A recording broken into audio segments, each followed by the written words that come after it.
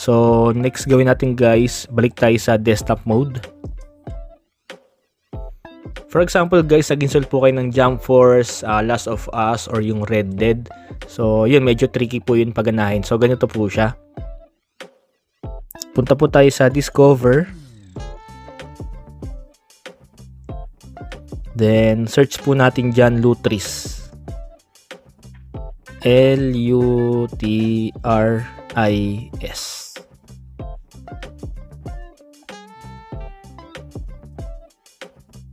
Ayan po. Ayan, install natin yan guys, Lutris. So, pag na-install na po guys yung ating Lutris, open lang po natin.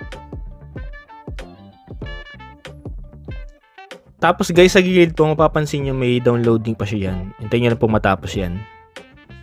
So, ito ginagawa ko guys sa mga games na hindi gumagana kapag ginagawa ko yung yung first method, yung add to Steam. So, kapag hindi siya gumagana ron, ito yung next kong ginagawa. Dito ko siya ini-install and then dito ko siya nirarun sa Lutris. Kasi guys, yung ibang ang games, gaya ng Last of Us, Red Dead, hindi po yung gumagana pag ginawa nyo po yung first method, yung add to non-Steam game. Dito po siya gumagana sa Lutris. So, ayan guys, diba? Lutris. So, gawin natin guys, click po natin itong plus button. Ayan. Upper left. Tapos, ito po. Add locally installed game. Name. Lagay lang po tayong name. Kunyari, yung pinaka game natin. Ayan, Batman. Next, click po natin itong select a runner from list. Click po natin ito, yung wine. Yan, wine. Tapos, game options. Itong executable, ito yung exe na pipiliin po natin. So, click 3 dots. Tapos, yan po, Batman, open natin. Hanapin nyo guys yung exe. So, dito sa akin, Batman na game, nakalagay po siya sa binaries. Ayan, Win64. Tapos, hanapin natin guys yung Batman na exe. Ayun siya. Ayan, Batman exe. Okay. So, ito guys, yung sa wine prefix, gagawa po tayo ng folder. Punta lang po tayo sa ating documents. Tapos, dyan po is gawa tayo ng folder dyan.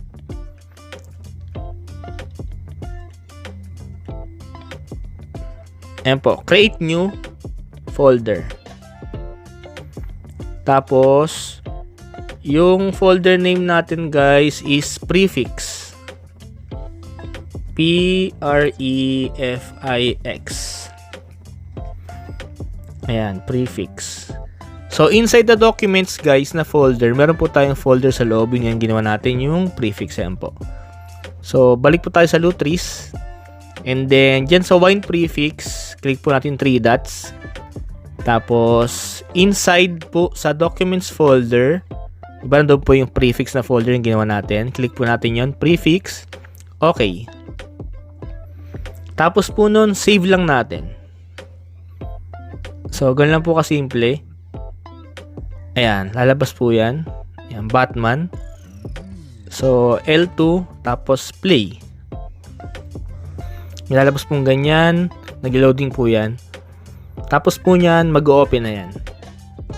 Ayan po yung ating second method, yung Lutris na software. Nag-loading pa po yan. Ayan. Di bale, pag itong Batman, ginawa nyo po yung first method, yung add to non-Steam, hindi po yung gagana. So, para gumana yung Batman, ito po ang gagamitin nyo, Lutris na software. And then, pag nandito po tayo sa Lutris, usually hindi gumagana yung controls. Tsaka pangit din naman, di ba? Kung maglalaro tayo ng Batman, pupunta pa tayo sa desktop mode. So, ganito po gagawin natin. So, quit po muna natin to. Ayan, quit muna natin. So, di ba, dito lang po tayo mag-install ng game, pero hindi po tayo dito maglalaro. So, gawin natin guys is L2, tapos create desktop shortcut. Ayan. X.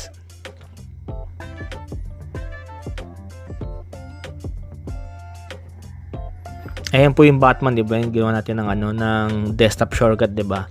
So, gagawin natin guys, click nyo po yung L2, tapos add to Steam. So, ang mangyayari guys, yung game na Batman, mapupunta po siya sa ating Steam OS para doon pa rin natin siya lalaroin. 'Di ba?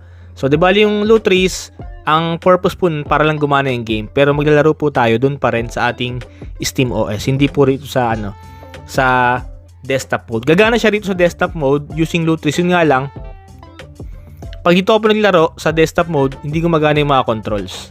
So, iba to po natin siya sa Steam OS. Ganun po siya. Di bali, pag napunta kayo guys sa Steam OS, nandun na po yun. Mamaya papakita ko sa inyo. Next naman yung The Last of Us. Kasi ito medyo rin to, tricky paganahin. So, Lutris po ulit. Para guys, para hindi nyo laging hinahanap yung Lutris, gawa tayo ng shortcut. Turo ko kung paano. Ayan, Lutris. L2, add to desktop. Ayan, parang dyan siya. Ayan, yung Last of Us naman. Ayan, click lang ulit yung add button, upper left. Ayan. Add locally, installed game. Lagay po natin yung name. So, The Last of Us, shortcut na lang, TLOU. And then, runner is wine. And then, game options, executable is, hanapin natin yung Last of Us. Ayan, The Last of Us. And then, hanapin natin yung kanyang EXE. So, ayun guys, talagang minsan kayo maghahanap ng hanapin nyo talaga yung pinaka-EXE. Minsan kasi nakatago sa mga folder. So, manually mo siyang hahanapin. So, eto guys, ayan, TLOU.i.exe. So, press OK. And then, wine prefix, yun pa din po. Yung ginawa nating folder kanina. Inside documents. Tapos, ayan po, prefix, choose, and then OK. And then, save. Papakita ko sa inyo guys kung paano ito paganahin. Save. So, di ba okay na yun? So, pag click nyo po yung play, hindi siyang gagana. Hindi po yung gagana ng Last of Us. Ayan, mag-loading lang siya. Tapos, hindi yan gagana. May lalabas dyan eh. Parang, ayan, magaganon siya. Mag-e-error siya. So, gagawin natin guys. Close lang natin yan. Punta tayo sa ating browser. Tapos, search natin dyan guys, vCredist. Ayan, vCredist. Ayan, lalabas po yan. Ito guys, yung latest supported na sa unahan yan. Tapos, scroll down. Download natin ito guys, yung x86 tsaka itong x64. So, ano lang po yan, baba lang yung size niyan. Okay guys, pag na-download na, X na po natin yung browser. Balik po tayo sa Lutris. Ayan, Lutris. So, ito guys ba yung The Last of Us? Ayan, tapos, click nyo po ito guys, yung platform windows. Ayan, sa ilalim. Tapos, wine control panel. Di bali, install po natin yung dalawang file na yon. Yung download po natin. Wine control panel. Ito po, add remove programs. Tapos, install. Ayan po, install. Tapos, hanapin natin guys yung download natin na file na yun, yung x86 tsaka x64. Click natin, my computer. Tapos, letter C. Users. And then, deck. And then, downloads. Open. Tapos, dito guys, sa files of type, click nyo po yan. Gawin nyo siyang all files. Para lumabas po yung file natin. So, ayan guys, x86 tsaka x64. Install po natin yung parehas. So, unahin muna natin yung x64. Click, open. Check, I agree.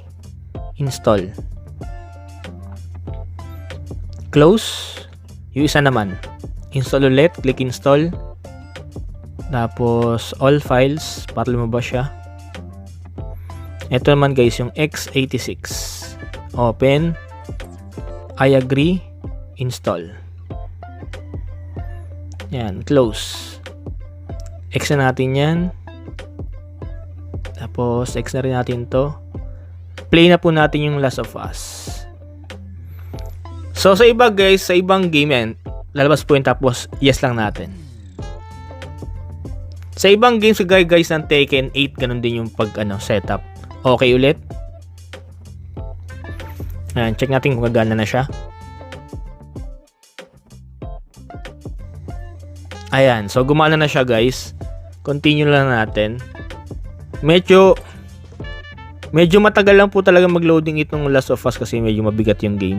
Pero working naman siya sa Steam Deck. So ayan guys, di balik. Ganun din po gagawin natin guys sa Batman. Click L2. Tapos create desktop shortcut. Close. Tapos ito po, Last of Us L2 add to Steam. Lalabas na po yun sa ating Steam OS. So last guys, ito yung medyo tricky talaga, yung Red Dead Redemption 2. Medyo mayroon itong pagganahin. Pero tuturo ko sa inyo syempre kung paano yung tricks or ano yung kailangan install para gumana siya. So dun din guys, balik po tayo sa Lutris. And guys, Lutris, tapos ganun pa rin.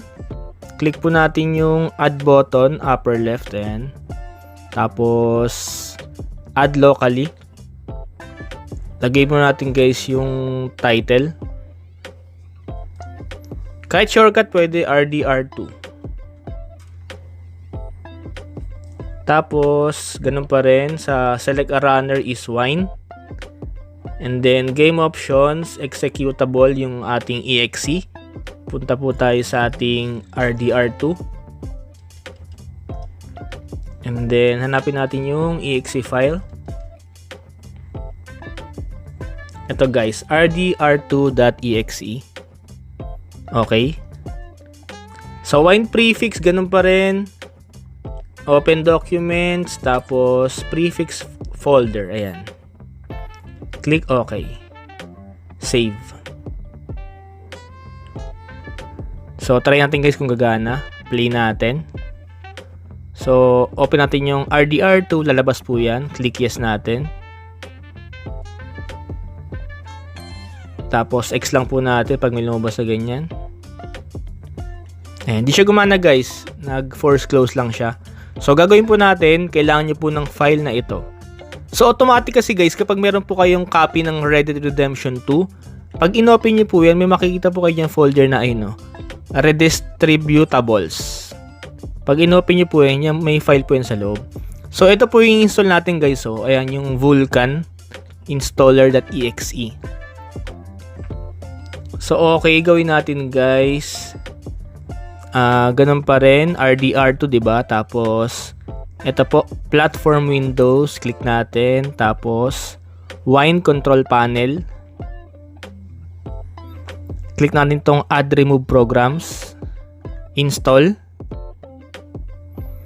Tapos locate po natin kung nasan po yung redistributables na folder. So sa akin, nandun nga siya, diba, sa may RDR2 na folder natin. So balik tayo sa hanapin natin yung SD card. So nasa letter D siya. And then ito guys yung ating RDR2 na folder. Ito po, redistributables. So open natin yung folder na yan. Tapos installation programs, all files natin. Ayan, so ito siya guys. So yung Vulkan, open natin. Tapos I agree. Ayan, completed. Close lang natin. Install po ulit. Open natin tong DirectX. Ayan po yung dxsetup.exe. Open. I accept. Tapos next. Next. Ayan, mag-install yan guys. Click finish. Install ulit. Tapos back lang natin sa VC. Okay na yun. Na-install na po natin kanina, 'di ba, yung x86. So, dito sa RDR2 guys, dalawa yung kailangan nating install. Itong Vulkan.exe tsaka yung sa DirectX na installer. So, yung dalawa. So, lagay ko na lang po yung link dyan kung saan siya pwedeng ma-download. So, okay na po yan. Try natin guys kung gagana na yung RDR2. RDR2 play. Click OK. So kapag nagko-close siya guys, ayaw pa rin mag-work. Dito po sa left side natin, makikita nyo po dyan wine and wine. Tapos meron po yung icon na ito, yung kulay black. Click nyo po yan. Tapos download nyo po itong, ayan, nasa unahan, x86-64 Wine GE. Install natin. Okay, after ma-download guys, click OK. Tapos, itong RDR2, click natin L2, configure. Tapos, click runner options. Wine version, palitan po natin itong Wine GE 826. Tapos, save. And then, play. May lalabas pong ganyan. Wait lang po natin.